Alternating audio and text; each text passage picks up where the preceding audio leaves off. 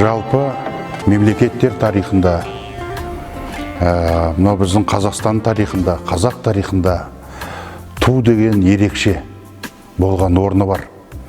Кезінде мынау елтаңба дейміз, гимн, әнұран, бірақ ту, бұл туды ескі жаңағы қазақтың жырларында көреміз біз.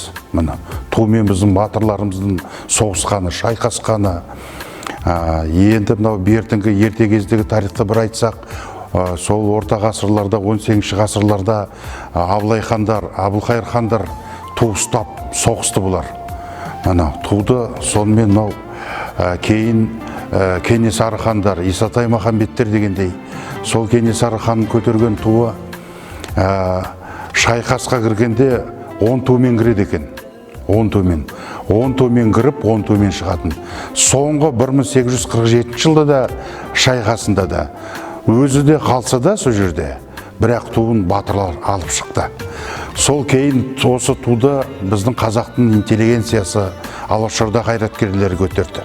Ахмет Байтұрсынов, Міржақып Дулатұлы, Әлихан Бөкейхановтар. Ода да өзі бір тарихы бар. Ода да енді 4 маусым күні, рәміздер күні деп айтамыз ғой. Ол кезде енді нақты бәрі белгіленген біздің туларымыз, алдымызда туған Шәкен Ниязбеков ағаларымыз, Шота Валиханов, Жандарбек Мәлібеков, Шамшы Қалдаяқов, Жұмекен Нәжімеденов, елбасы Нұрсұлтан Назарбаев, соларды айту керек. Бұлардың істері тарихи. Бұл біздің мәңгілікке апаратын жол. Өзі тусыз халық болмайды. Сондан бізде қазақ халқы әрқашанда атқа мініп ту ұстаған ел ғой. Сонда біз туды құлатпаған елміз, туды жықпаған елміз, тумен жеңген елміз.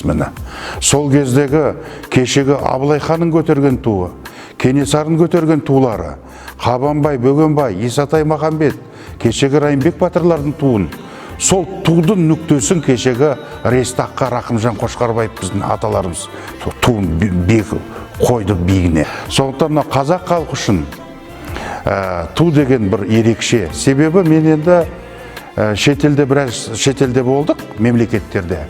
Сонда бір конференция болады ма, бір саммиттер болады ма, сон не бір қазақтың туын көріп қалғанда бір жасап қалам өзім, қуанып қалам.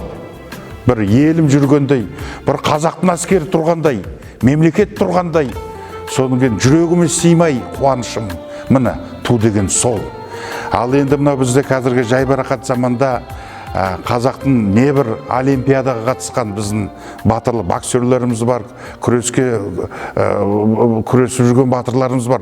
Солар көтерген туды, соған халық бір жасақ қалады. Туды көтергенде мемлекет көтерілгендей болады. Сондықтан әрқашанда туларымыз биікте болсын. Елім ту тіккен халықпыз біз. Туымыз мәңгілік болсын.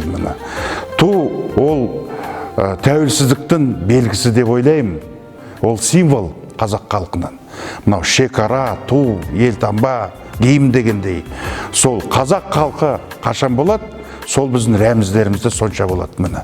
Солар аман болсын, еліміз, қазақ халқымыз аман болсын.